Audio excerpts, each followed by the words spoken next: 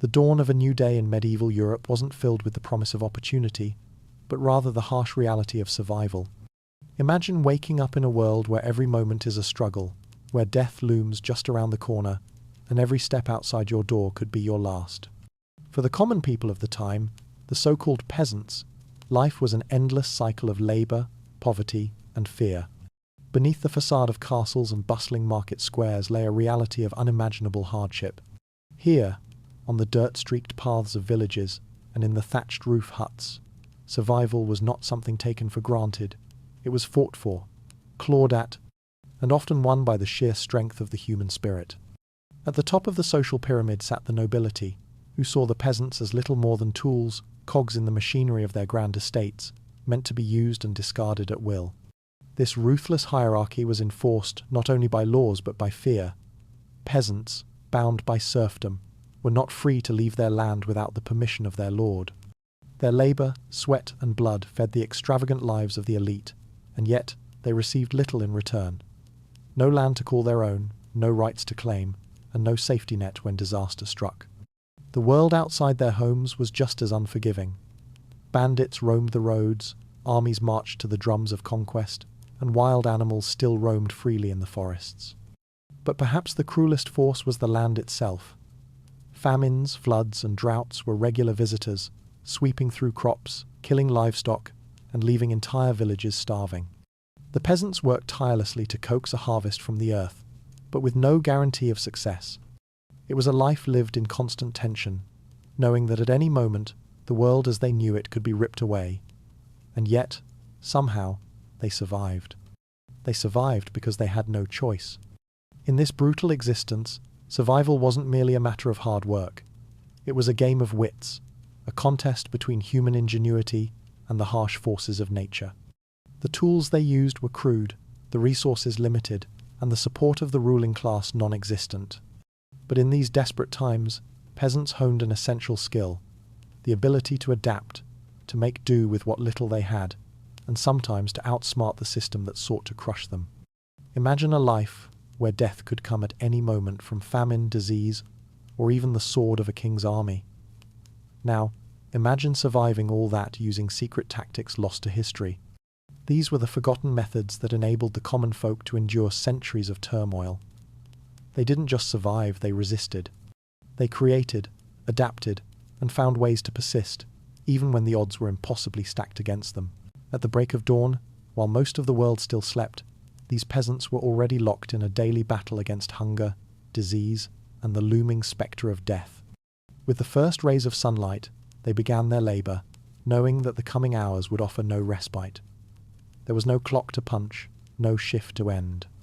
There was only the relentless pull of the earth, the need to plant, harvest, or tend to livestock, and the constant fear that even the smallest mistake could result in starvation or worse.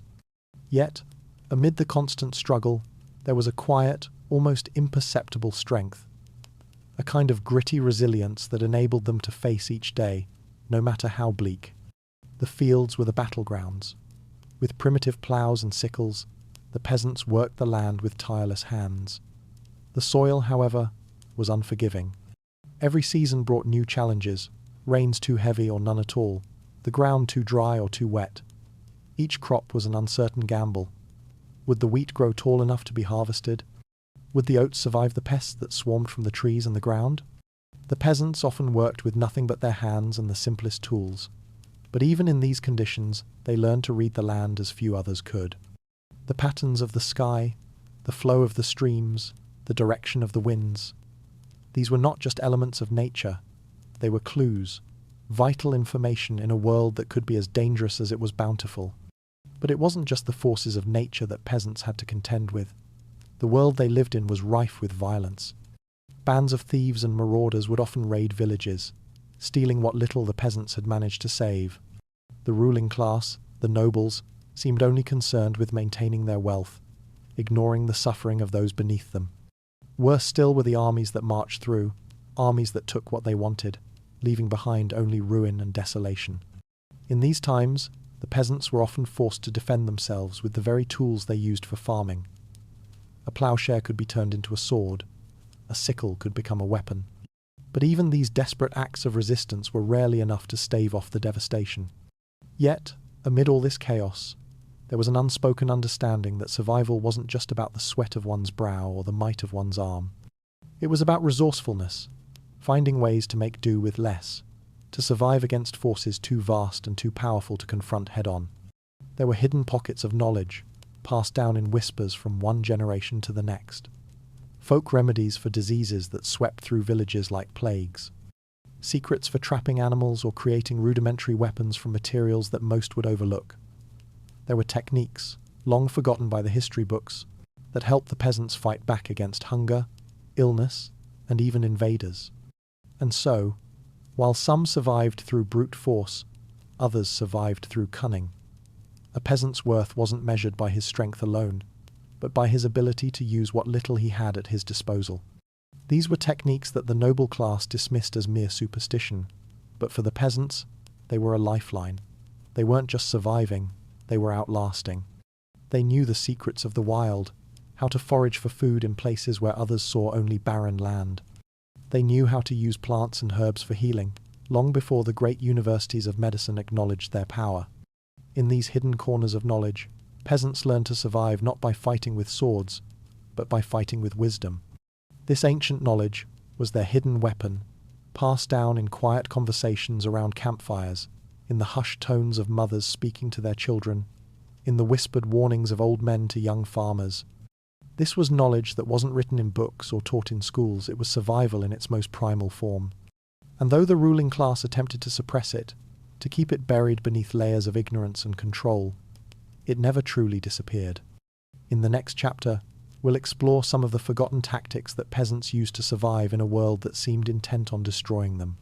These weren't just tricks, they were the tools of resilience, passed down through the generations, hidden in plain sight. Perhaps, even now, there is wisdom to be found in these long-lost techniques. In the quiet corners of medieval villages, where the smoke from hearths blended with the evening mist, there existed a secret world of survival knowledge passed down through generations. This wasn't knowledge found in books or whispered from the pulpits of grand churches. No, this was a kind of wisdom that thrived in shadows, in the hushed voices of mothers speaking to their children, in the cryptic songs sung by old men at the fire. The knowledge was ancient, often tied to rituals and customs that had been dismissed as superstition or heresy by the ruling elites. Yet, for the peasants, these methods were not just folklore, they were vital for survival. Much of this secret knowledge was rooted in the land itself, in the plants, herbs, and animals that populated the villages and forests. But it wasn't just about surviving the physical world, it was about navigating the unseen forces of life, those forces that could never be fully understood or controlled. The peasants, surrounded by death, disease, and the constant threat of war, learned to trust in these practices as a way to protect themselves and their families from forces beyond their control. But to the powerful, this knowledge was dangerous. The church, with its firm grip on society, saw much of this folk wisdom as threatening. It was viewed as pagan, a relic of a time before the rise of Christianity, and thus deemed forbidden. Imagine a world where even the simple act of brewing a healing tea from a local herb could be labelled as witchcraft, or where certain rituals to ward off illness or bad luck were seen as heretical. Yet, the peasants persisted, passing down these practices not through books or scrolls, but through oral tradition. And though many of the methods were thought to be rooted in superstition, modern science is only beginning to confirm the efficacy of some of these ancient practices.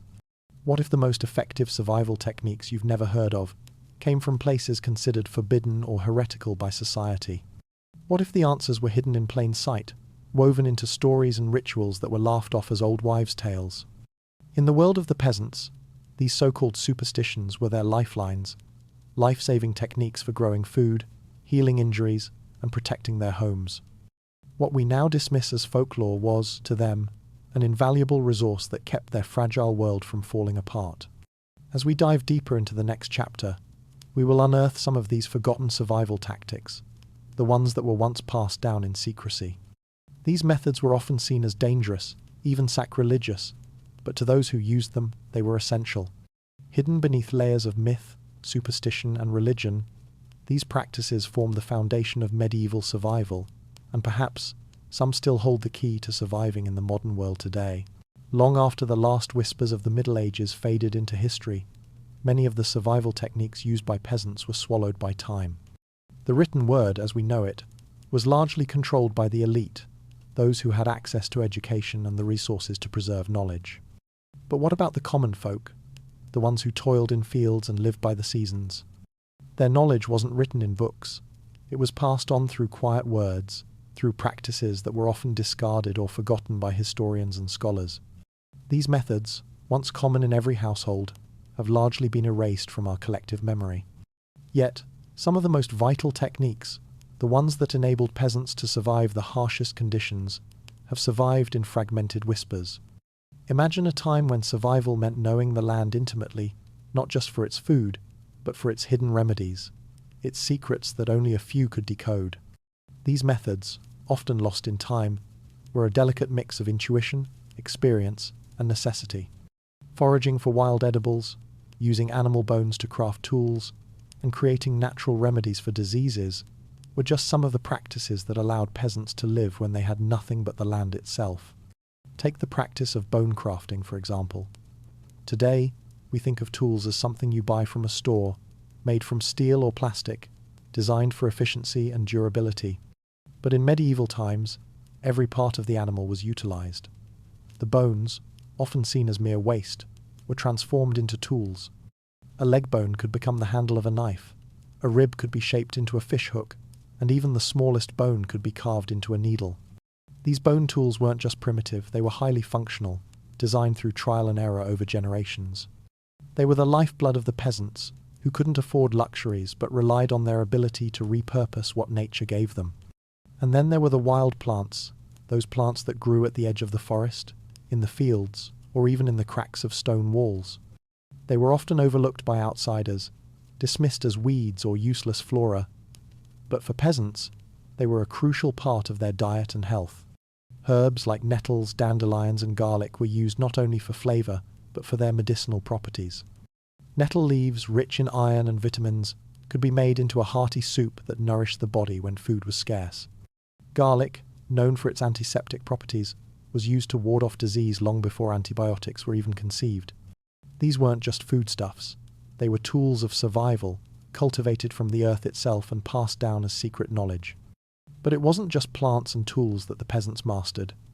They also knew how to protect their homes, sometimes in ways that seem almost mystical to us today. In times of danger, when invaders or bandits threatened, peasants would use natural camouflaging techniques to hide their crops or homes. They would weave branches into their walls or cover their crops with a thick layer of earth to hide them from the prying eyes of invaders. But more than that, they learned how to disappear themselves. A sudden flash of movement, a shift in the wind, a familiar trail. Peasants knew how to use their environment to blend into the shadows, to survive by staying out of sight. These techniques, honed over centuries, weren't just taught in schools or recorded in official documents. They were guarded like treasure, passed on only to those who had proven their worth. Secret guilds and hidden networks spread these techniques, sometimes in the most unlikely of places. The techniques were learned by watching, by experiencing the harsh world firsthand, and by being a part of something bigger, a community that kept these secrets alive. From the humble bones of animals to the wild plants that grew at the edge of the forest, peasants had a secret arsenal of techniques that most people have forgotten. These weren't just survival hacks, they were a means of life, a way to outwit the unforgiving forces of nature and society. But what if some of these forgotten methods could save lives today? What if they hold the answers to surviving in an increasingly uncertain world? As we continue, we will delve deeper into these forgotten methods, techniques that may seem strange to us, but to the peasants, they were a matter of life and death. The lines between the mystical and the practical often blurred, and in these practices survival and mystery intertwined. These forgotten techniques are waiting to be rediscovered, waiting for someone to dig through the layers of time and find the answers that were buried long ago. In the shadowed corners of medieval villages, where the scent of wood smoke and the hum of the earth filled the air, the peasants relied on a secret, ancient power, the power of the land itself. While the world around them was full of violence, famine, and disease, they had learned to draw from nature's own pharmacy to heal their wounds, calm their ailments, and, most importantly, survive. This knowledge wasn't written in books or passed down by formal physicians, but was carried from one generation to the next, often through whispered words and carefully guarded herbal recipes. These remedies were the lifeblood of the peasant community, especially when the reigning medical theories of the time, rooted in religious dogma, could offer no help.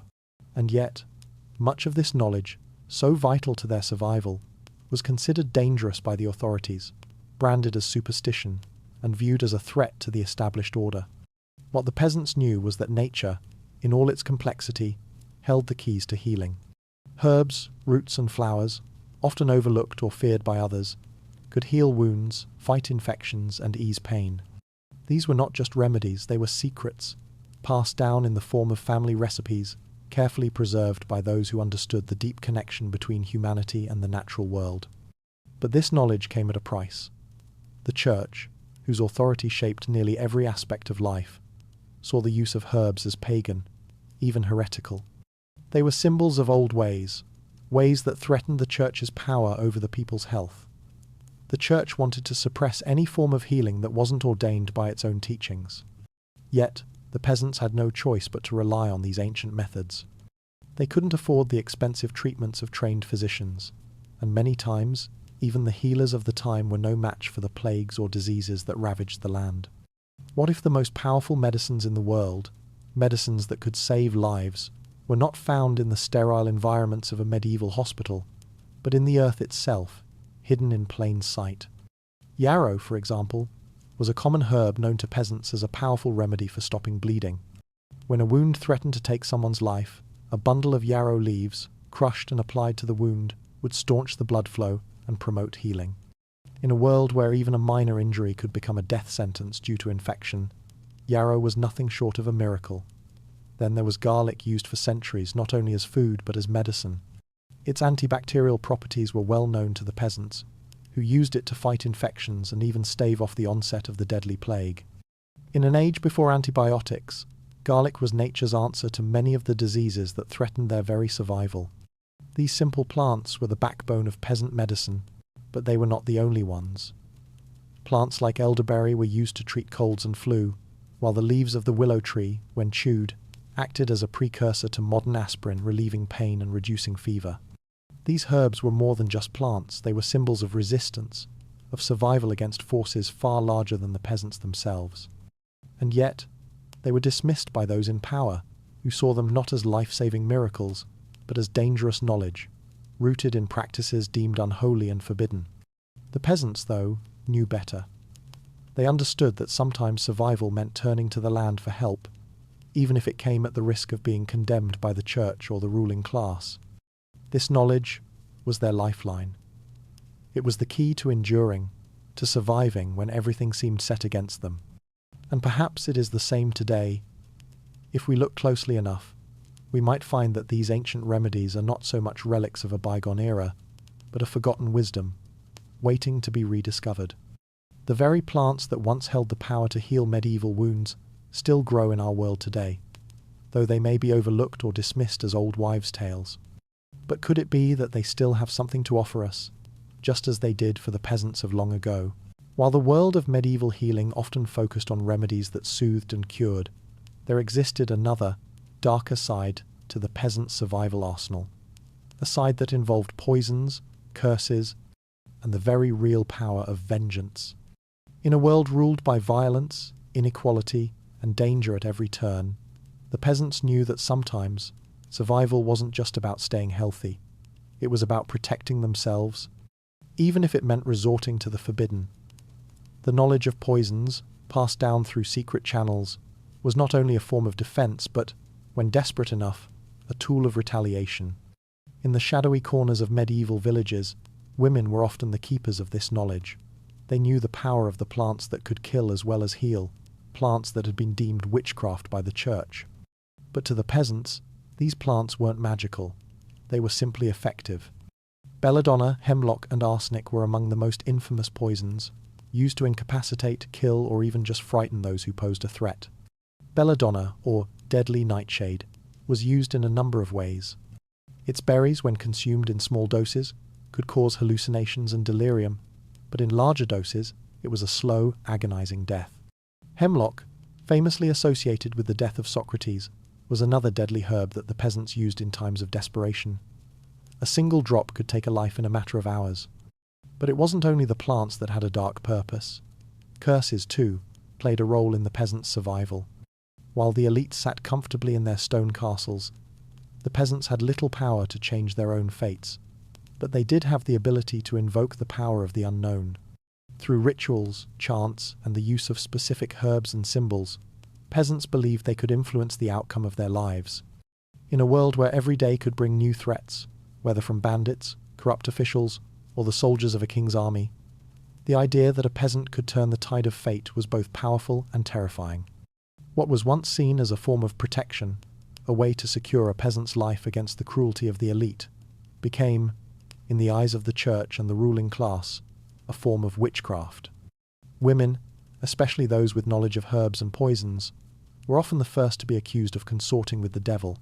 The knowledge they held was dangerous not just because of its potential to heal, but because it allowed them to alter the course of fate itself, to claim power in a world that had none for them. It's no wonder that such practices were considered forbidden. But even more curious than the use of poisons and curses is the question of why these techniques worked.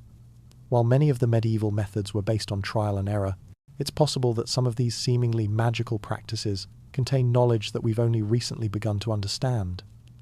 Perhaps the herbs used in poison were potent enough to deliver a specific outcome, or the rituals employed had a psychological effect that gave the peasant a sense of control over a world that otherwise seemed determined to crush them. While the church preached compassion and healing, there was another side to peasant survival: the dark, hidden knowledge of poisons, curses, and the ways peasants could turn the tide of fate with a few drops of deadly liquid. These methods, though labelled as forbidden, were sometimes the only option for those living in the margins of medieval society. And in a world where survival often meant outsmarting the forces of power, they proved to be an essential tool, one that, in some cases, may have been the difference between life and death. As we move forward, we'll continue to peel back the layers of these forgotten arts. What if, buried in these darker corners of history, there is a deeper truth, one that not only helps us understand the past, but offers clues about our survival today? The forbidden healing arts, after all, are not just stories, they are part of a tradition of knowledge that is as relevant now as it was in the darkest times of the past. In a world where every step could lead to danger, medieval peasants had no choice but to become experts in the art of disappearing. Life on the fringes of society meant that their survival often depended on blending into the wilderness, vanishing without a trace, even when soldiers marched by or bandits lurked in the shadows. The forest, the fields, the marshes, they were not just places to work or gather food, but sanctuaries where peasants would become part of the landscape, their bodies indistinguishable from the world around them. Picture a peasant moving silently through the forest, wearing nothing more than mud and leaves. To the untrained eye, they are just another part of the wilderness. But to those who know the land, they are ghosts. Hidden from sight, they move with the rhythm of the trees, their every footstep absorbed by the soft earth beneath them. The soldiers or bandits who pass by never even see them, their gazes skimming over the environment, unaware of the eyes watching them from the shadows. This was no accident. The peasants, who lived their lives in close communion with the land, had an intimate knowledge of how to blend in. Camouflage wasn't a luxury, it was a necessity. They knew how to use mud, plant materials, and animal pelts to conceal themselves. Mud was a particularly effective tool. A thick layer of it, smeared across the face and body, could transform a peasant into the very earth they walked on.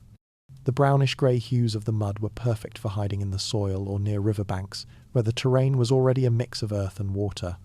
When smeared across a face, it masked the skin's shine, making it nearly impossible to detect from a distance. But it wasn't just the mud. Plants too became part of the peasant's arsenal. Ferns, moss, and leaves from the surrounding trees could be weaved into clothing or used to create makeshift cloaks. A peasant, desperate to escape notice, would disappear into a thicket, wrapped in the dense green leaves, their presence unnoticed by anyone passing by. The colours and textures of nature were their camouflage, woven into a fabric of survival. In the dead of night, peasants would often move through fields or along woodland paths. They were no longer simply human beings on a journey, they were shadows, slipping through the underbrush, blending seamlessly into the terrain. Sometimes, they even employed animal pelts, draped across their bodies to mimic the movements of wildlife. A patch of brown fur might make a person seem like a deer or a wild boar from a distance, and an alert observer would look away, thinking nothing of it. The peasant would have already moved on by the time the danger had passed.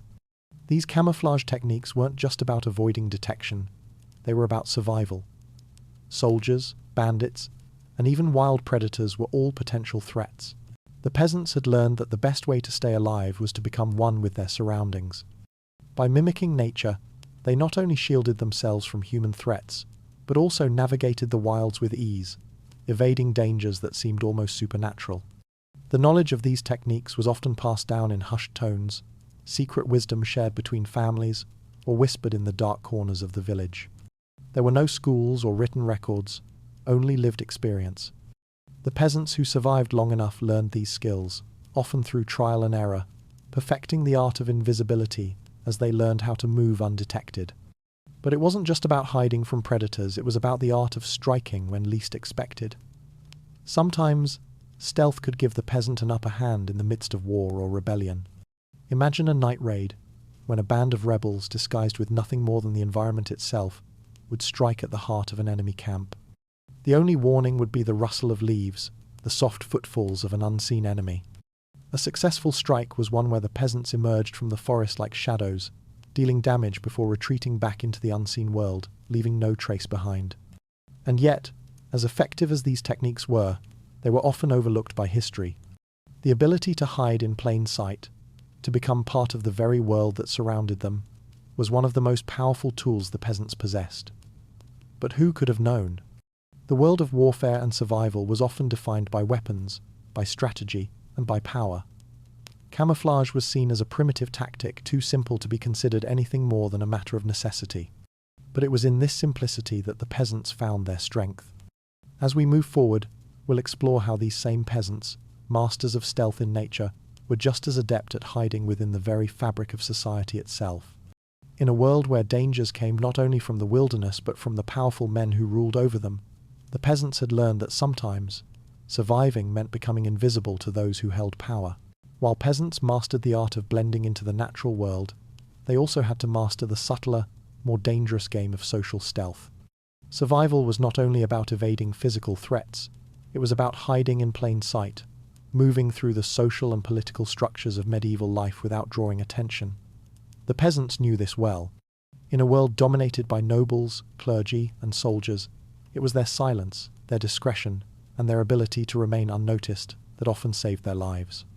While soldiers and nobles wore their power on their sleeves, peasants wore their silence like armor. Every gesture, every word, every movement was calculated to avoid drawing the eye of those who might exploit them. A peasant's survival didn't just depend on what they could physically hide from it, depended on what they could hide from the people around them. Their true skills, ambitions, and emotions had to remain concealed, for the slightest hint of defiance or cleverness could be the difference between life and death. In a society that valued loyalty and obedience above all, peasants learned early on that it was better to keep their thoughts to themselves. Speaking too freely, showing too much intelligence, or displaying even a hint of individuality could make them a target. The ruling class feared those who were too clever, too resourceful after all. A peasant who could think for themselves might also think of rebellion. So, the peasants became masters of misdirection. They learned to hide their true intentions behind smiles, polite nods, and carefully chosen words. It was a delicate dance. Peasants were often forced to interact with nobles or clergy, whose power could destroy them with a word.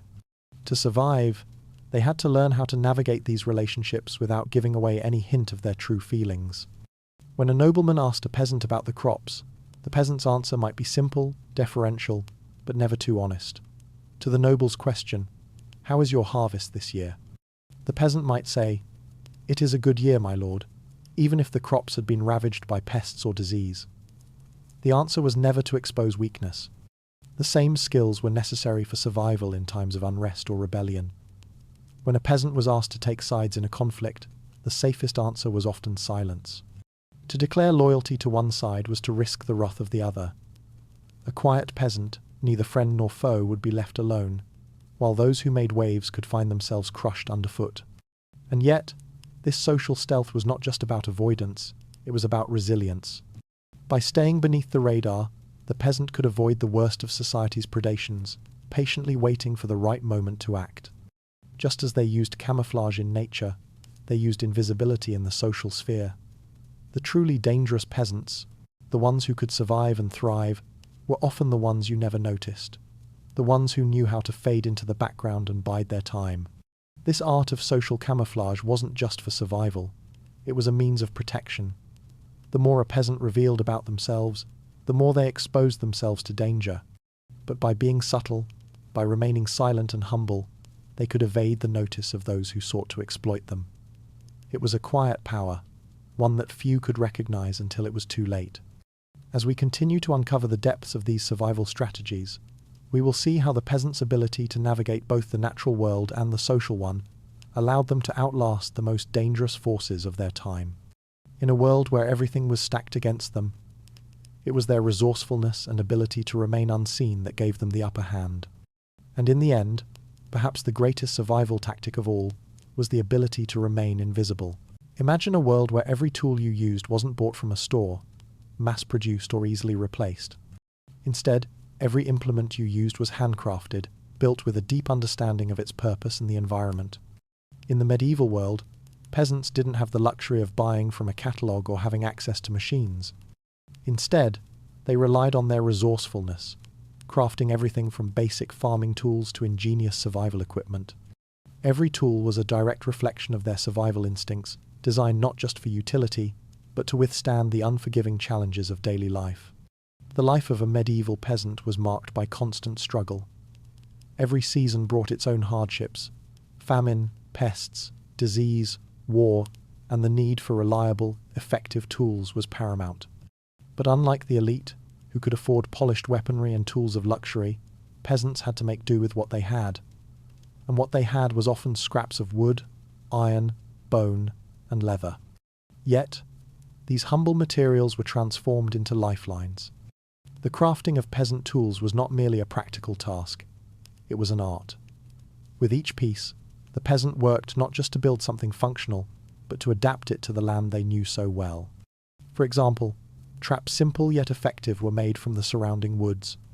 Ingenious designs allowed peasants to catch small game like rabbits, pheasants, and even larger animals that could help feed a starving family. What may seem like primitive, makeshift traps were often the product of years of learned experience and a deep understanding of animal behavior. Fishing tools were no different. In areas close to rivers or lakes, peasants would craft their own fishing rods or nets, sometimes even using bones from animals or reeds from the surrounding marshes. These weren't factory-made rods, they were personal, made with the hands of the very person who would use them.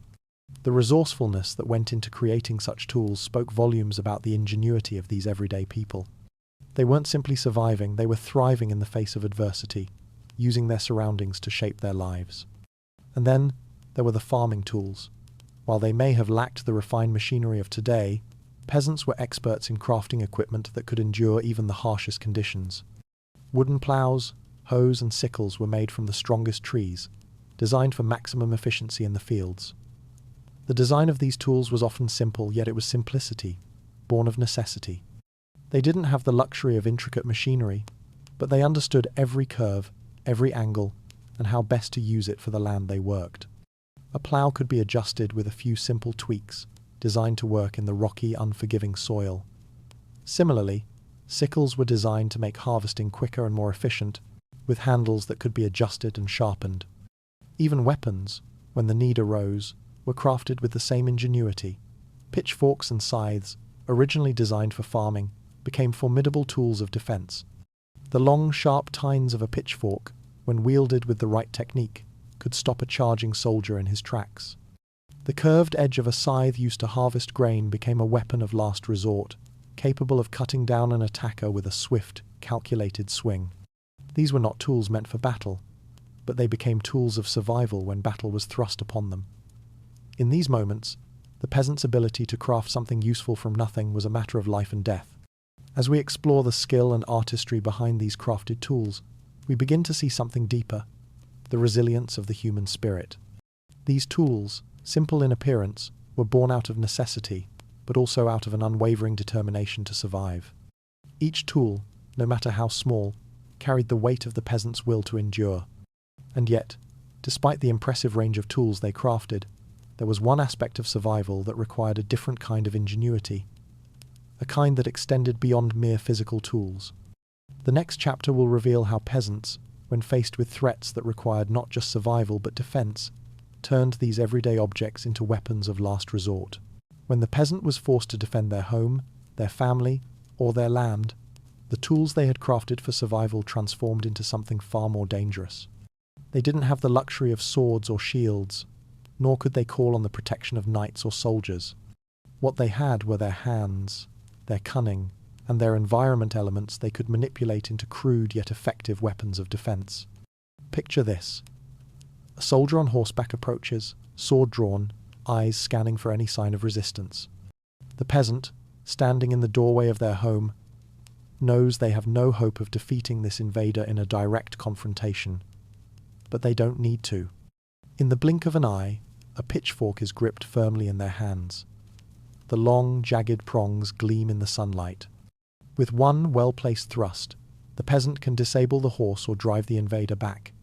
This is no longer a tool for farming, it is now a weapon, crafted from necessity and wielded with the instinct for survival. This transformation wasn't limited to just the pitchfork. The scythe, once used to harvest grain, became a weapon capable of cutting through armor and bone alike. With a swift, sweeping motion, the peasant could create a defensive barrier, turning an agricultural tool into an instrument of war. These improvised weapons were not designed for battle, they were designed for survival, and they served their purpose better than anyone could have anticipated. But it wasn't just the peasants' choice of weapons that made them formidable, it was their understanding of the terrain and their ability to use what they had at hand. Traps that once captured small game now served as deterrents for raiders. Pitfalls were dug around the perimeter of a field or home, camouflaged by natural vegetation, waiting for an unsuspecting invader to step into them. These were not traps that soldiers were accustomed to facing, and more than one invader found themselves caught, unable to escape the very earth beneath their feet. Homes, too, were fortified, not with stone walls or elaborate barricades, but with the tools the peasants had at hand. A well-placed pile of firewood could act as an impromptu barricade, blocking access to doors or windows. The knowledge of the land, combined with the tools at hand, allowed peasants to create fortresses out of nothing, forcing invaders to reconsider their attack. For the peasant, every object in their environment could become a weapon, a means of defense against a world that seemed determined to crush them. And when all else failed, there were the weapons of last resort, fire and smoke. The ability to create a makeshift flamethrower using pitch, straw, and oil was a skill passed down through generations. Fire, after all, is one of the most powerful and terrifying tools at a peasant's disposal. A well-timed burst of flame could drive an entire raiding party back, buying enough time for the peasant to escape or regroup. The improvised weapons and defense tactics of the peasants reveal something essential about their way of life. They didn't have the luxury of elaborate weaponry or military training, but they made up for it with creativity, resourcefulness, and a deep knowledge of their environment. When faced with an invader or an attacker, the peasant didn't need to fight fair, they simply needed to survive. As we move forward in this story, we'll explore how these tools and tactics were just one part of the larger picture of survival. It wasn't just about weapons or defense, it was about the mind. How did the peasants survive the physical and emotional toll of their harsh existence? What gave them the resilience to keep fighting, day after day? The answer lies in the next chapter, where we'll delve into the mental fortitude that carried peasants through the darkest moments of their lives. The land, untouched and brimming with untold secrets, was the peasant's true ally. While crops might fail or food stores dwindle, nature herself offered a bounty that could sustain life in the harshest of times. Picture yourself standing in the heart of a dense forest, its towering trees casting long shadows as the air thickens with the scent of wet earth.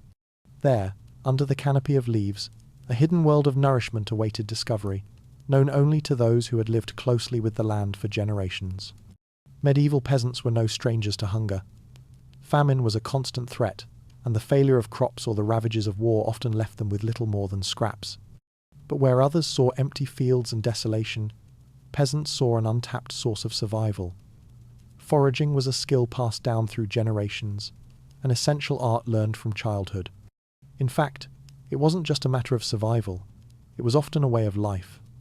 What we might consider an unusual food source today was, for them, an everyday part of their diet.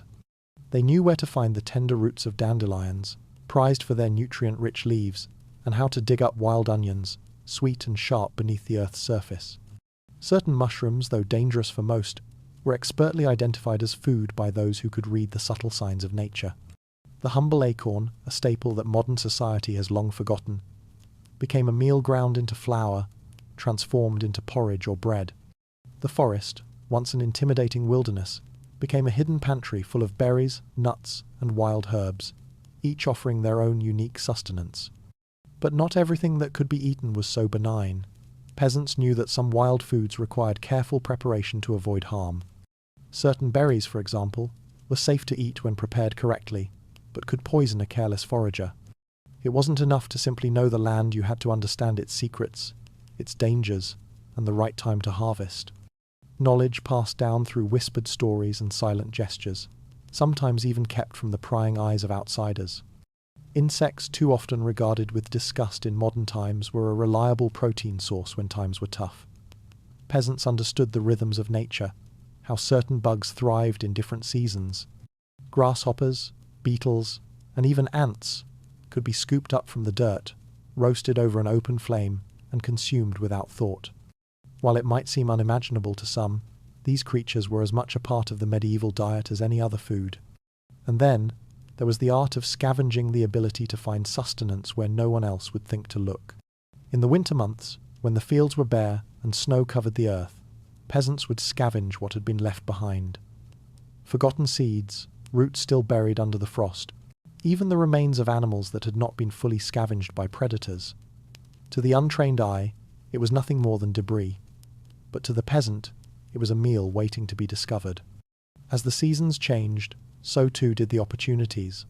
Wild garlic and mushrooms in the spring, berries and nuts in the summer, the sharp, tangy taste of fermented roots in autumn. It was a dance of timing, knowledge, and survival instincts. The act of foraging wasn't just about finding food, it was about reading the land like a map, every plant and animal offering its own clues to the puzzle of survival. But foraging wasn't without its dangers. There were certain places peasants knew to avoid, forests claimed by wild animals, lands owned by the nobility, and regions where they might be caught by soldiers. Yet, despite the risks, foraging was an integral part of their daily lives. It kept them alive, often when all other sources of food were exhausted. It was a skill that connected them to their ancestors, linking generations through the shared knowledge of the land's hidden treasures. The art of foraging wasn't just about the search for food, it was a way of looking at the world, seeing beyond the obvious and tapping into a deeper connection with nature. In a world full of danger and unpredictability, foraging gave peasants an edge, an intimate understanding of their environment that allowed them to thrive where others might fall. As the section draws to a close, one can't help but wonder, while the peasants' skills were vast, their knowledge even deeper, what would they do when these natural resources were no longer enough? What happened when the world they knew shifted, and survival required something darker, more dangerous? The answer lies in the next chapter, where we will explore the secretive world of food preservation, how peasants stored their harvests, kept their food from spoiling, and created a hidden stockpile that could keep them alive even in the dead of winter. Survival wasn't just about finding food in the moment, it was about making that food last. In a world where winters could last months and harvests were unpredictable, peasants had to develop ingenious methods of preserving what they gathered. The secrets of curing, smoking, salting, and pickling were passed down through generations, carefully guarded and often performed in secret. These methods weren't just about keeping food fresh, they were about ensuring survival through the hardest times, when famine or war threatened to wipe out entire villages. Imagine, if you will, the humble cellar, hidden beneath a modest peasant's cottage. Inside, there are jars of pickled vegetables, hanging meats, and salted fish, all carefully stored to last through the long winter. These weren't simply acts of preservation. They were the difference between life and death. A well-stocked pantry was a security blanket, a comfort that came from knowing that, when the winds howled outside and the snow covered the ground, there was food to be had. Salting was one of the most common techniques. Meat was preserved by packing it in salt, which drew out moisture and inhibited the growth of bacteria. Large cuts of pork or beef could be salted down and stored for months, if not years. In a world without refrigeration, salting was the key to preventing spoilage. Fish, too, was salted and dried, creating a food source that could withstand the test of time. It wasn't just about food, it was about building a stockpile that could weather the storms of the future. Smoking, too, played a crucial role in preserving meat. By hanging meat over a fire, peasants could slow cook and smoke it, creating a shelf-stable food that could last well beyond the fresh supply. The smoky flavour, which we now associate with fine dining, was once a matter of necessity. The act of smoking meat or fish wasn't a choice, it was a survival tactic, ensuring that the peasant's family could eat even when the fields were barren. Pickling was another method passed down through generations. Vegetables, fruits, and even some meats could be preserved in vinegar, brine, or alcohol. These methods were more than just about preservation. They were about taste, about transforming the ordinary into something extraordinary. Peasants, with their limited resources, knew how to make the most of what they had.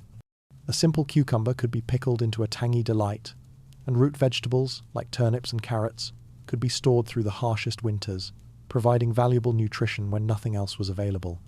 Fermentation, too, was a critical technique. Peasants would ferment grains to make bread, beer, or porridge, using wild yeasts found in the air. Fermentation allowed peasants to make use of what they grew, stretching it further than any other preservation method could. The fermentation process not only preserved food, but it also provided valuable nutrition, turning simple grains into sustenance that could carry a family through months of hard winter. But preservation wasn't just a task, it was a skill passed down through whispers and shared experiences. Each family had its own methods, its own secret recipes. A pinch of this herb, a dash of that spice. It wasn't just about following instructions, it was about knowing how to adjust the process to suit the changing needs of the family.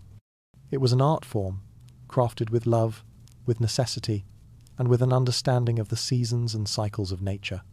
As we consider the peasants' skill in preserving food, we begin to understand just how much of their survival rested on their ability to adapt and plan for the future.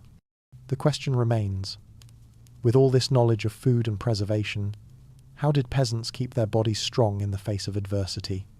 What kept them going when their resources were stretched thin, when their bodies were exhausted? The answer lies not just in food or tools, but in their mental resilience, their unwavering will to survive. The next chapter will explore how the mind played a crucial role in the peasants' struggle, and how they endured even the darkest days. In the darkest corners of the medieval world, survival was not merely a matter of physical endurance, it was an internal struggle, an ongoing battle that took place within the heart and mind. Life for the medieval peasant was a relentless onslaught of hardships, harsh winters, hunger, plagues, and the looming shadow of war. Yet, amidst these trials, they endured, sometimes thriving against impossible odds. But what was it that truly kept them going? It wasn't just their physical strength or their capacity to outlast the elements. It was something far deeper, something more enduring, their mental resilience. In times of overwhelming despair, peasants found ways to bolster their spirits. For many, religion became a refuge. The church, with its promises of salvation and eternal life, offered a thread of hope amidst a sea of suffering. Yet, faith was not a one-size-fits-all solution. In the silence of the long nights, when the winds howled and the hunger pains gnawed at their bellies, peasants often turned to personal rituals, small, intimate acts of defiance against the crushing weight of their reality. It could be as simple as lighting a candle at the hearth, offering a prayer, or speaking aloud to lost loved ones. These small acts of ritual were ways to reclaim some sense of control, to find meaning in a world where little was certain. Yet for some, the psychological toll was far more complex. When religion couldn't answer the more visceral needs of survival, peasants turned to superstition, magic, and the occult. The world was filled with invisible forces, spirits, curses, and omens that could influence the course of their lives. In moments of extreme vulnerability, when the threat of starvation or disease seemed imminent, these mystical practices provided a kind of psychological armor. They whispered a possibility that was otherwise unreachable, control. Even if they couldn't fight back the cold or the sickness, at least they could manipulate the world around them in ways that gave them hope, no matter how fleeting. The role of superstition went beyond mere comfort. It was, for many, a way to create structure in an otherwise chaotic existence. Certain plants were believed to ward off evil, while others were thought to bring fortune. Spells could be cast to heal wounds or protect a family from marauders. These beliefs weren't just the idle musings of the uneducated, they were life or death strategies in an unpredictable world. In a sense, these beliefs created a psychological buffer, a way of shifting from passive victimhood to active agency. After all, when your body could do little to protect you, it was the strength of your mind that had to carry you through the worst of it. But mental strength wasn't something peasants simply had. It was something they built, day by day, in the small moments of their existence. It came from the routines, the daily chores, the shared hardships, the knowing glances exchanged in silence. It was resilience forged through necessity, born from an environment where weakness was a luxury no one could afford. And yet, it wasn't an invincible strength. The toll of centuries of hardship would eventually show. But even in those moments, when the body failed, the mind continued to fight, always searching for a flicker of light in the gloom. What kept them going wasn't the certainty of survival. It was the belief in possibility, the quiet hope that things could change, that they could endure. It was this mental fortitude, this ability to keep going even when the world seemed like it was crumbling, that became the cornerstone of peasant survival. As the peasants fought battles within themselves, they weren't alone. They shared their burdens, leaned on each other, and, together, formed an unspoken pact of survival. This mental strength wasn't just individual, it was collective. And when the strength of the mind wanes, the collective strength of a community can become the most powerful survival tool of all. In a world dominated by fear, suffering, and uncertainty, survival was never an individual effort. It was, above all else, a collective one. The very nature of medieval life, marked by endless struggle against the elements, the dangers of the wilderness, and the oppression of the ruling class, demanded that peasants learn to rely on one another, forging bonds that were stronger than mere family ties. The question was no longer about how to endure alone, but how to endure together. Community was more than just a social contract. It was a survival mechanism. For the medieval peasant, the notion of independence was a luxury one they could not afford. Whether it was planting crops, defending the village from invaders, or weathering the long, harsh winters, peasants depended on one another for their very survival. They shared not only labour but knowledge, passing down techniques that ensured they could endure whatever the world threw at them. When the harvests were plentiful, the food was shared. When the fields failed, so did the burden, with neighbours pitching in to help one another survive. It wasn't uncommon for entire communities to work together to build fortifications, create traps to catch game, or even share meagre supplies to last through a winter. The smallest gesture could mean the difference between life and death, an extra hand to pull a plough, a shared loaf of bread, or a simple word of encouragement when spirits were low. But these bonds went far beyond physical labour. In times of war or oppression, peasants often formed underground networks, supporting one another in secret. They would warn each other of approaching soldiers, hide weapons, and care for the wounded, all while maintaining the facade of submissive obedience to the ruling class. These bonds of trust were forged in secrecy and strengthened by necessity, becoming the backbone of resistance in times when defiance could mean death. Survival, in many ways, became a shared experience. It wasn't just about keeping one's head down and surviving the next day. It was about lifting each other up, reinforcing the strength of the community even in the face of disaster. And when things seemed darkest, it was these bonds that provided a flicker of hope, a reminder that, even in a world defined by brutality and suffering, there was power in unity. What was more powerful than any single individual's will to survive? It was the collective strength of a group united by the same need to live. When the peasants stood together, they were not just surviving, they were thriving, forming a defense against the dangers that lurked in every shadow. The idea of survival as a shared responsibility wasn't just a matter of practical need, it was also psychological. Knowing that others depended on you, and that you could depend on them in return, created a sense of purpose and meaning. It transformed the struggle for survival into something larger than just personal endurance. It gave the peasants a sense of identity, a reason to persevere. In a way, community became a psychological armor, shielding them from the relentless assault of life's hardships. But as the bonds of community grew stronger, so too did the risks. In times of oppression, the very trust that made them strong could be exploited, and communities could be torn apart by betrayal or fear. The question then became, how much could these communities endure? What price would they pay for survival? These questions led the peasants down a dangerous road, a road that would eventually lead them to even more extreme survival tactics in the face of unrelenting challenges. And so, as they survived together, the next question remained, how would they survive when faced with forces larger than their community? Forces that would require more than just mental strength and unity, forces that would test them in ways they never imagined. The wind howled through the cracks of a mud and thatch cottage, rattling the thin walls as if the very earth itself were protesting the cold. Inside, a flickering fire struggled to maintain its warmth, the flames dancing weakly against the oppressive chill that clung to every corner. Outside, the ground was frozen solid, the trees stripped bare, their limbs swaying in the gusts. This was the life of a medieval peasant enduring the relentless grip of winter, far from the comforts of modern heating and insulated homes. Every day was a battle against nature itself. In an age where survival was more about ingenuity than technology, peasants had to rely on their resourcefulness to stay alive. Their homes, often made of mud, wood, and straw, offered little protection against the biting cold. Yet, they knew how to work with what they had. It wasn't uncommon to see their homes half sunken into the earth, the walls insulated by the earth's natural warmth, while the roofs were thatched to shield from the snow and rain. Inside, they built rudimentary stoves, fashioned from clay or stone, where small fires burned all through the night to ward off the chill. But fire alone couldn't save them. In the winter months, food was scarce, and even the warmth from the fire had a way of dissipating quickly. To combat this, peasants developed ways to store their food, ensuring they didn't starve when fresh crops were covered by snow.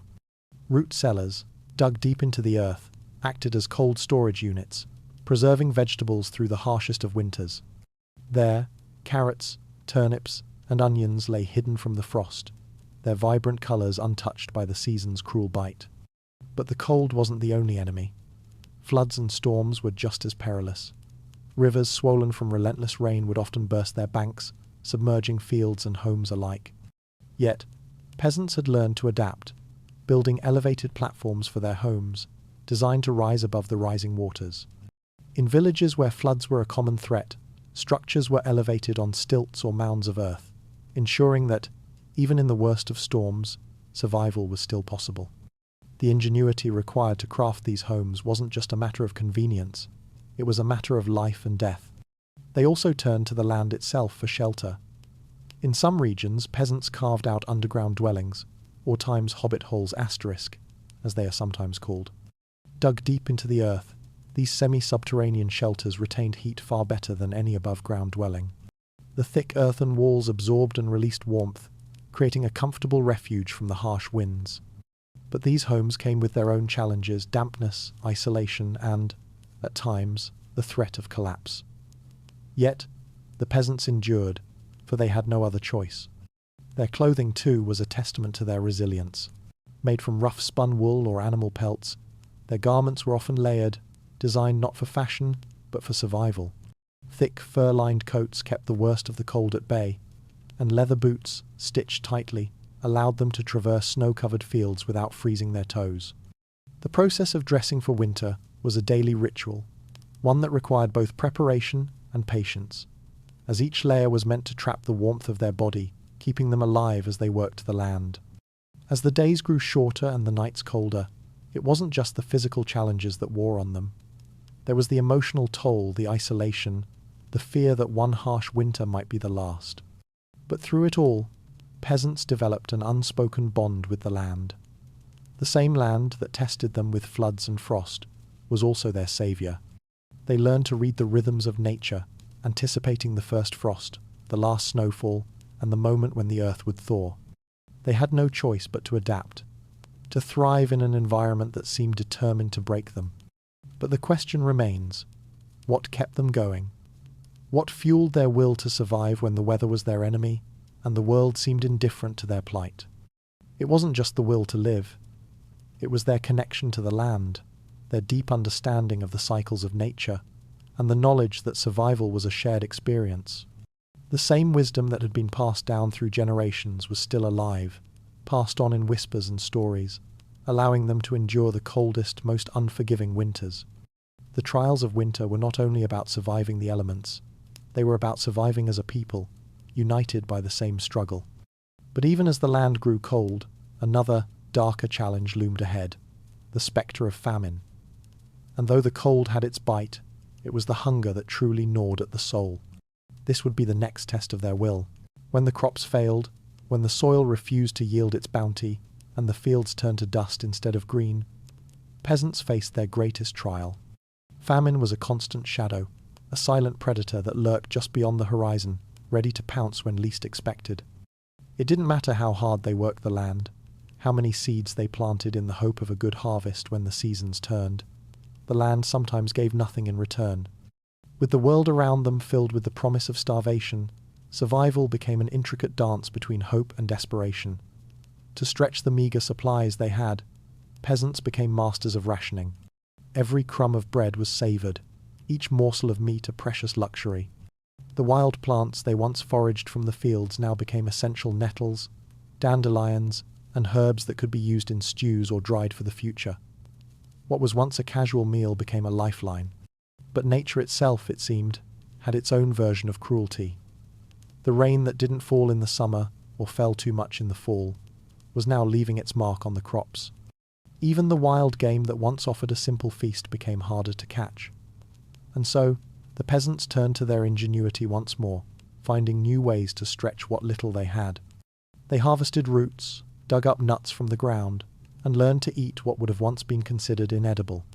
Even insects became a source of nutrition, a small but essential protein in a world that had no room for waste. Yet, when all else failed, the darkest of choices had to be made. When hunger stretched the days into an eternity, when the children's cries grew louder and the bones grew weaker, some peasants did what no one wanted to imagine. They turned to cannibalism. In the most extreme of famines, when food had completely run out, survival demanded the unthinkable. The human spirit, tested to its limits, resorted to the most desperate measures. It wasn't just hunger that caused the breakdown. The social fabric of the villages began to tear, as desperation turned neighbours into rivals and old friends into enemies. Trust broke down as scarcity took its toll, and communities that once shared everything now hoarded whatever little they could find. And yet, even in this darkest hour, survival was never guaranteed. For every peasant who survived, there were many more who perished, their stories whispered in the cold wind as a reminder of the fragility of life. Through it all, the peasants held on to one thing: the knowledge that survival was always a matter of the collective, never the individual. It wasn't just their ability to forage or preserve food that kept them alive. It was their willingness to share, to rely on one another in ways that we rarely understand today. They worked together in ways that modern society often forgets, learning the art of survival not just in the fields, but in the human connections that bound them. And yet, for all their resilience, the question remains, when faced with starvation, when every scrap of food has been consumed, and the world seems to offer nothing but death, how did they keep their spirits alive? How did they endure the uncertainty, the fear, and the constant threat of the end? It wasn't just their physical survival, it was their emotional resilience, their refusal to accept defeat, and their deep connection to the land that kept them alive. The hunger may have eventually passed, but it left a scar, a reminder that the fight for survival is never over, even when the season changes and the harvests return. The peasants knew that survival wasn't just about weathering the storms of nature, it was about weathering the storms within. And with that, we return to the core of survival, the human spirit, tested by extremes, yet unbroken by time. What lay ahead was the final test, not just of their physical bodies, but of their very souls. There were whispers, first, quiet, trembling words traded in the dim light of a tavern, or over the creak of a plough in the misty dawn. Words that carried danger, words that could cost a life. Yet, they spread like embers on the wind. Every rumour of rebellion was a spark in a field of dry grass, and sooner or later the flames would rise. The peasants had endured centuries of hunger and humiliation, bowed beneath the weight of a system designed to keep them silent. Their backs bent from labour, their hands calloused by soil that was not their own. They had learned obedience because it meant survival, but obedience has its limits. Beneath the surface of fear lay something older and stronger, the human need for justice, and the quiet belief that even the lowliest soul could rise when pushed too far. In the year 1381, England trembled. It began as a tax, a simple demand from the crown to feed its endless wars. But for peasants already starved of coin and dignity, it was the final insult.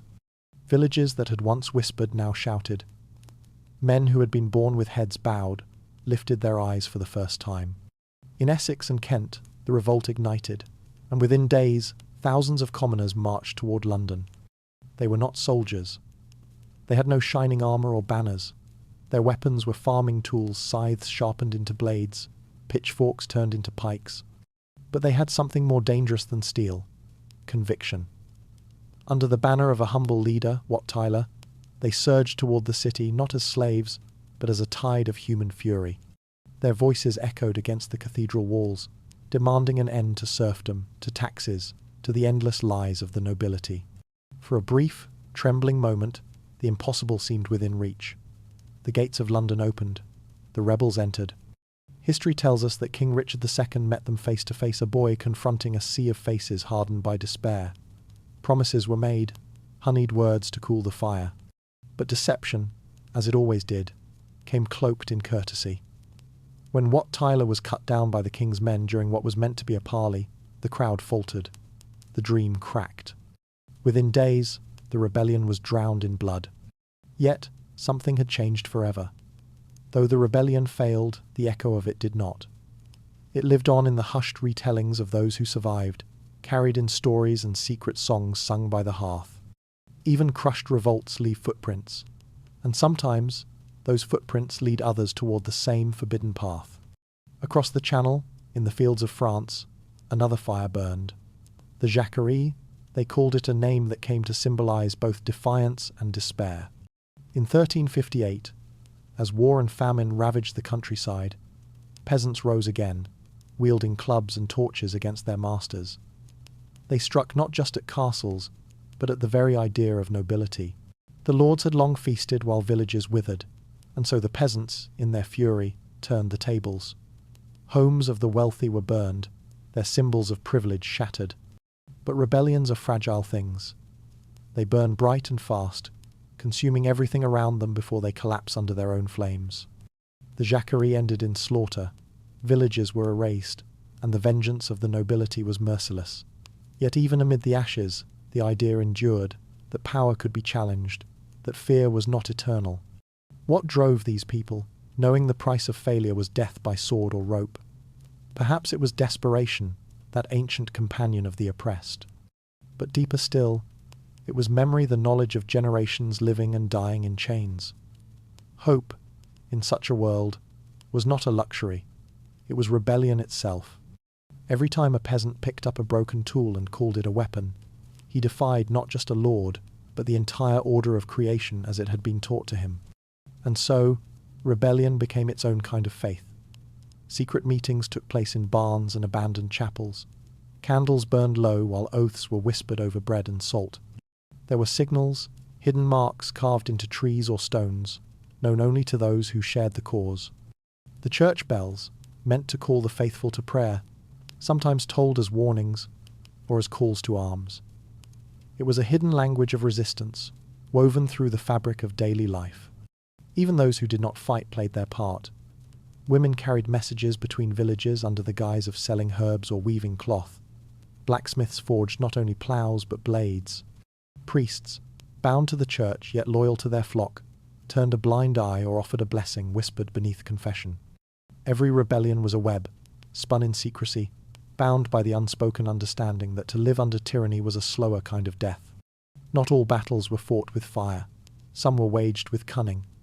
Peasants sabotaged grain stores, diverted taxes, and spread rumours that eroded the authority of their lords. A broken wheel here, a vanished tithe there, small acts, but deadly in their accumulation. Rebellion, after all, is not always a single storm. Sometimes it is the quiet erosion of control, the slow reclaiming of power one secret at a time. The nobles called them savages. The chronicles of the era painted them as mindless mobs. But behind the smoke and blood stood people who had finally realized that the weight of a crown is lighter when it sits alone. And though most of these revolts ended in tragedy, their echoes shaped the centuries that followed. Serfdom began to crumble. The idea that common men could claim their own destiny, once unthinkable, became inevitable. Still, victory came at a cost. The survivors of rebellion carried their guilt like scars.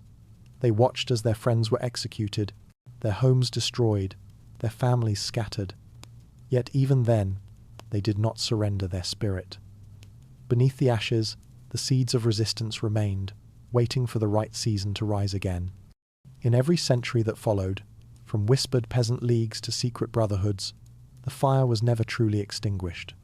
It merely smouldered, hidden beneath the surface of obedience, waiting for a breath of courage to awaken it once more. Because rebellion, at its core, is not about winning. It is about remembering that even the forgotten have a voice, that the powerless can shake the world when they stand together, if only for a moment. And so, as dawn breaks over a smouldering village and the air still tastes of ash, the question lingers like smoke. What comes after the rebellion? When the fires die and the lords return, how does one survive in the ruins of defiance?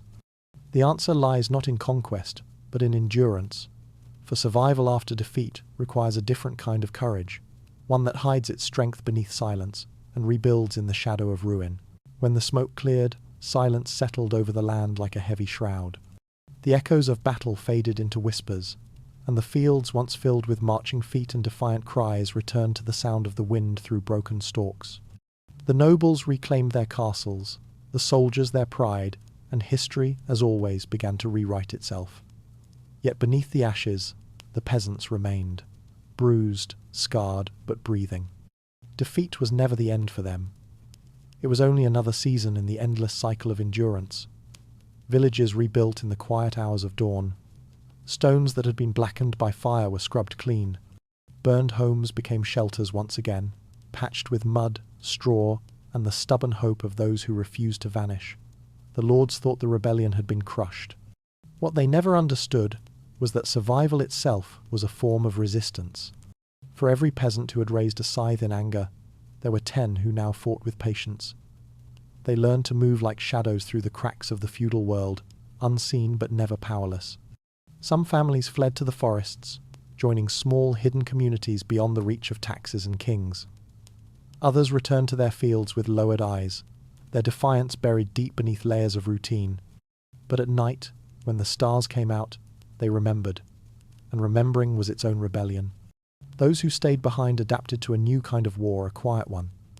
They hid food from collectors, shared secret stores between families, and traded under the cover of darkness.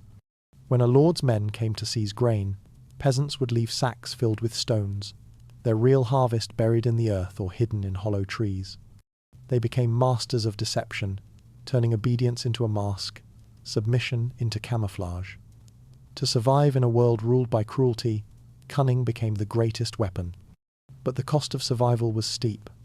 Families torn apart by the uprisings had to find one another again, if they ever could. Husbands who had fought were gone, their names erased from the church records. Widows learned to work the fields alone, their children growing up under the shadow of their father's defiance.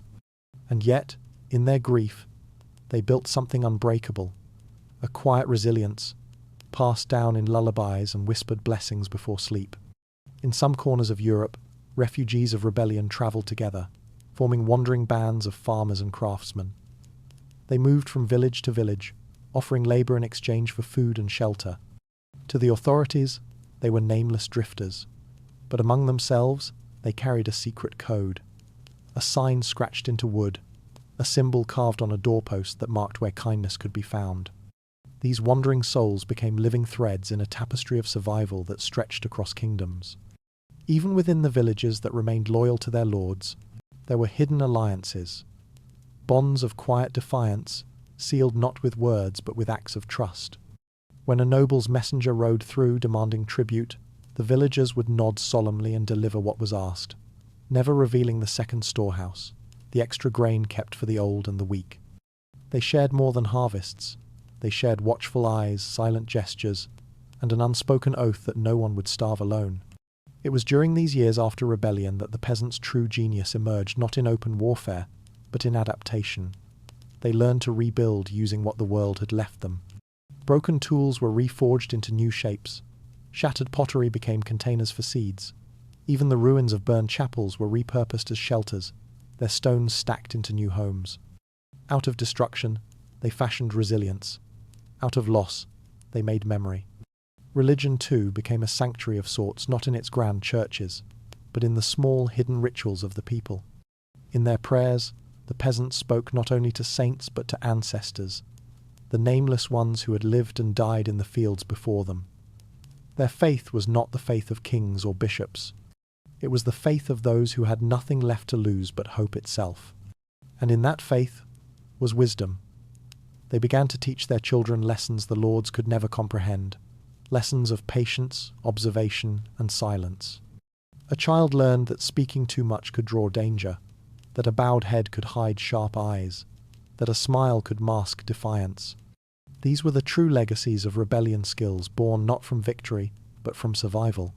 Centuries later, the chronicles would barely mention them. The great historians would write of kings and battles, not of the woman who smuggled bread beneath her skirts, or the man who built his house atop the bones of his fallen friends.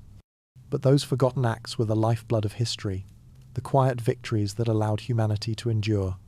Some peasants found new lands to till, settling in remote valleys where no tax collector dared to travel. These hidden communities, half legend and half truth, became sanctuaries of freedom. They grew their own crops, taught their own children, and forged their own codes of fairness, unwritten laws that valued loyalty and labor over title and blood.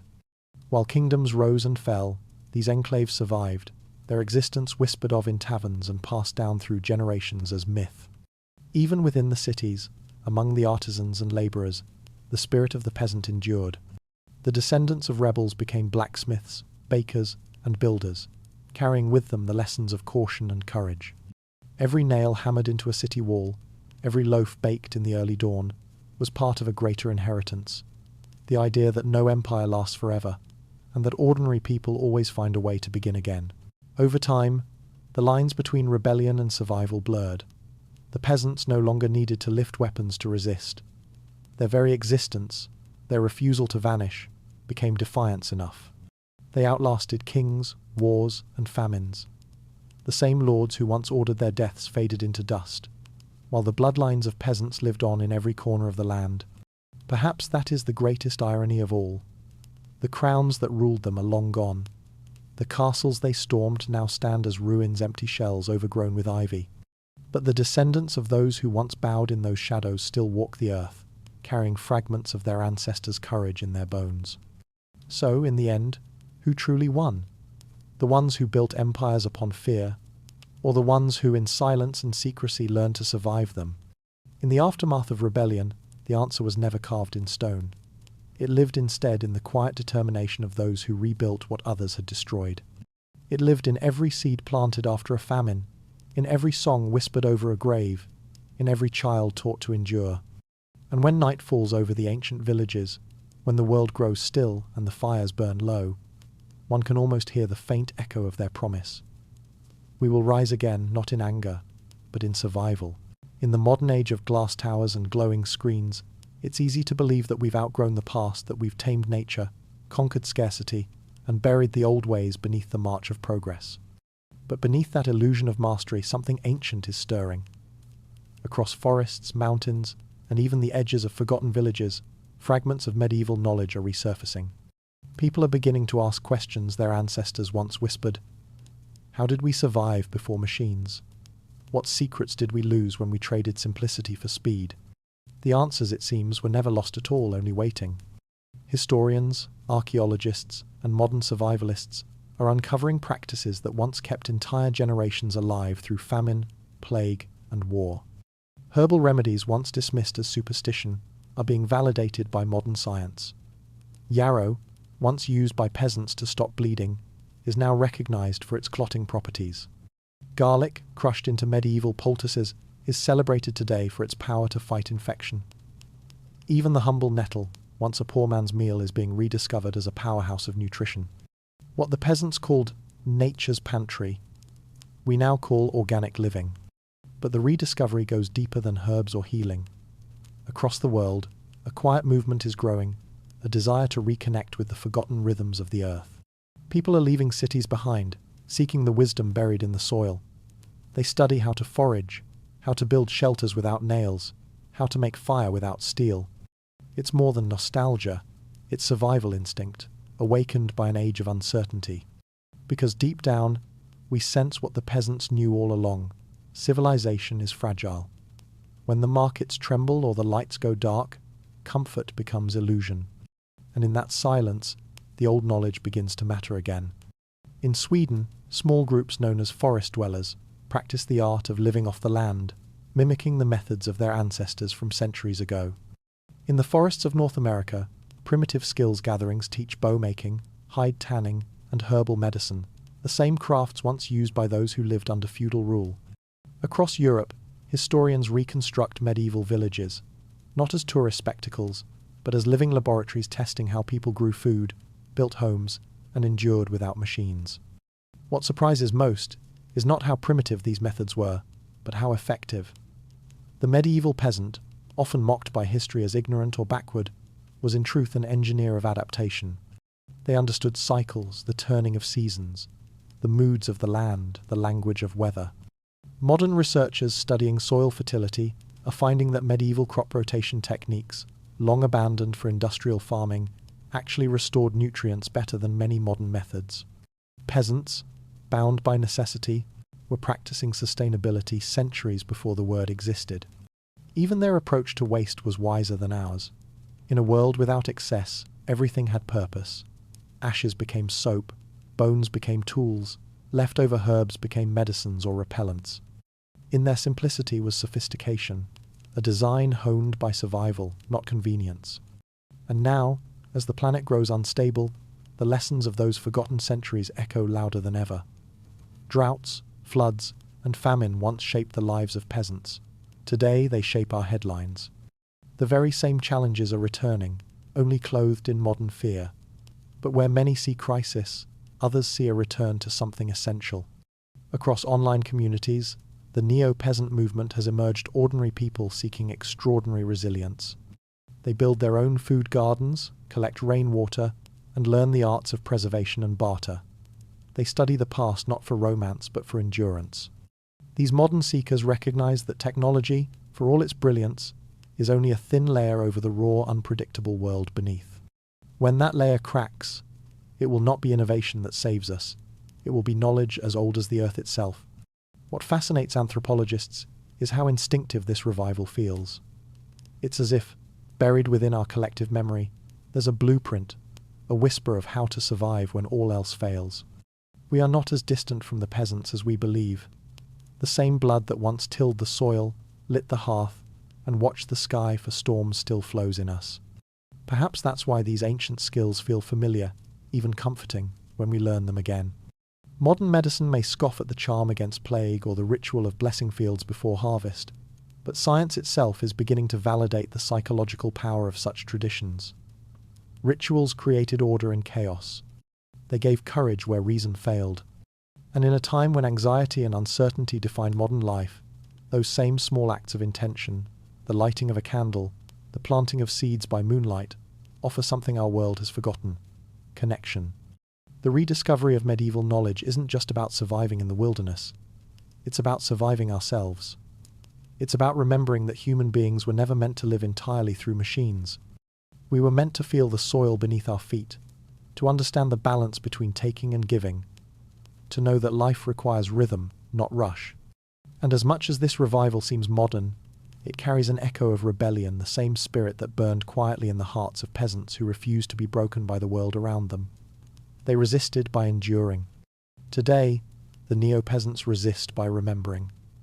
Against a backdrop of overconsumption and disconnection, they practice humility, patience, and skill. They are not fleeing modern life. They are rebalancing it. Some call it regression, others call it wisdom returning home.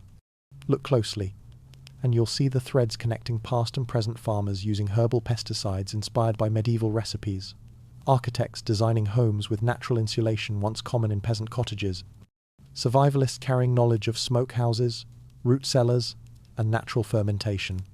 Even technology itself, ironically, has become the tool of preservation: videos, archives, and documentaries, ensuring that the knowledge once whispered from mother to daughter will not vanish again. There's a quiet irony here. The very tools that disconnected us from nature are now helping us remember it. The internet, a vast network of distraction, has become a vessel for ancient wisdom or digital manuscripts of survival. The cycle continues, as it always has. As one historian wrote, "The past never dies, it waits." And now, as the world tilts toward uncertainty, that waiting is over. The forgotten skills of peasants, born of hardship and honed through necessity, are no longer relics. They are guides. Their wisdom, once dismissed as primitive, might be what carries us through the storms of tomorrow. In the hum of modern life, where neon light replaces the glow of a hearth, it's easy to forget that the story of survival never truly ended. The medieval peasants may be gone, their villages long buried beneath fields and highways, but their spirit lingers in the quiet corners of our world and in the people who still listen to the earth. What began as necessity centuries ago has become a philosophy, a way of remembering what it means to endure when comfort fades and the world grows uncertain once more. Across continents, a new generation is awakening to the same truths their ancestors once lived by. From off-grid communities in the Appalachian Mountains to homesteaders in rural France, echoes of the peasants' wisdom can be heard again. They grow their own food, not because they must, but because it reconnects them to something real.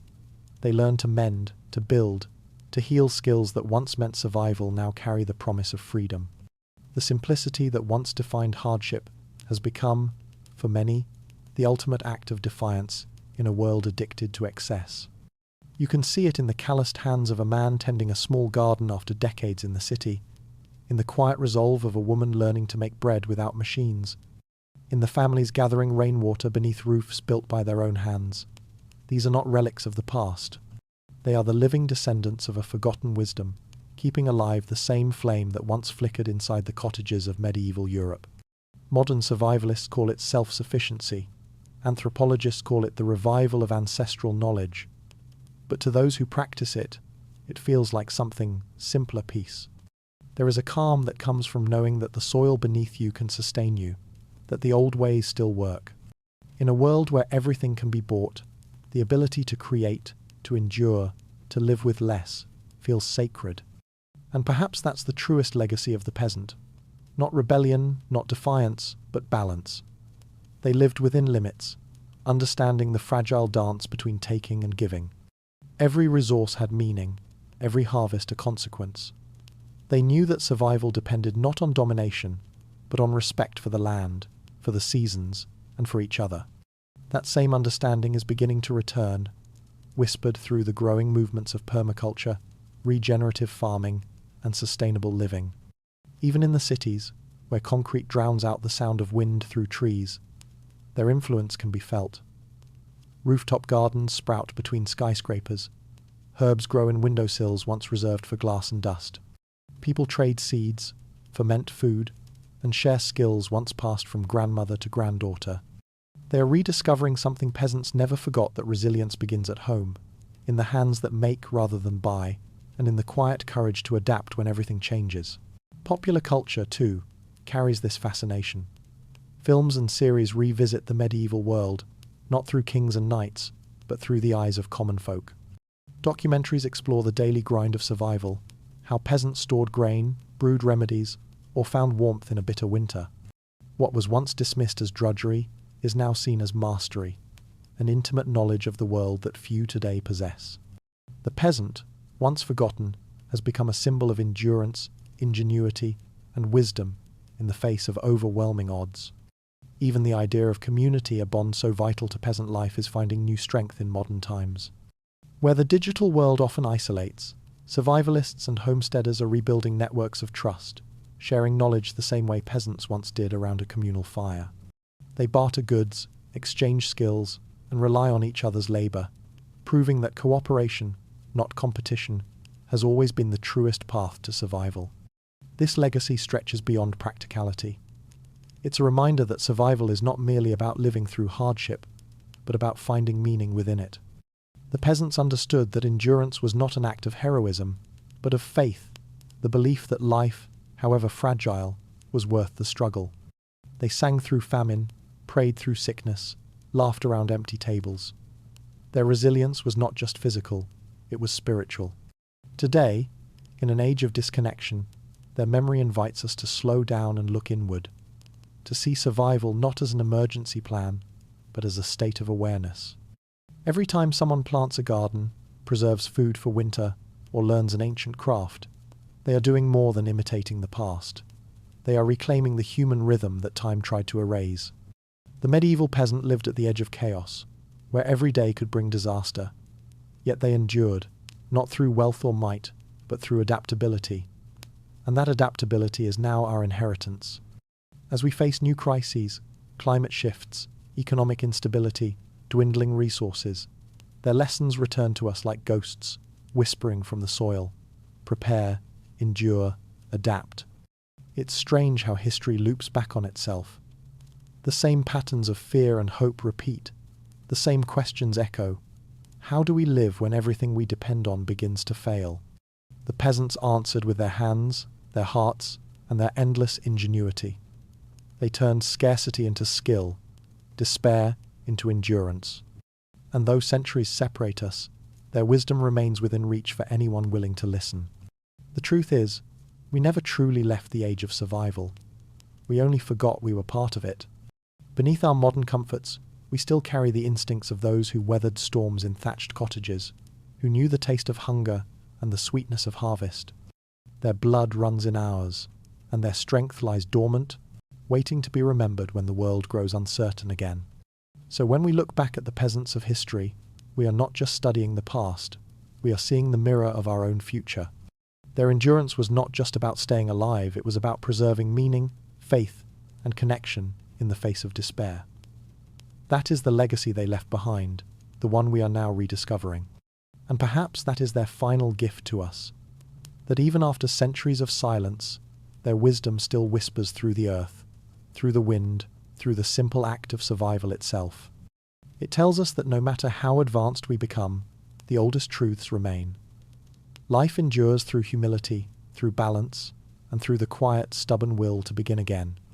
As the story draws to a close, we realize it never truly ends.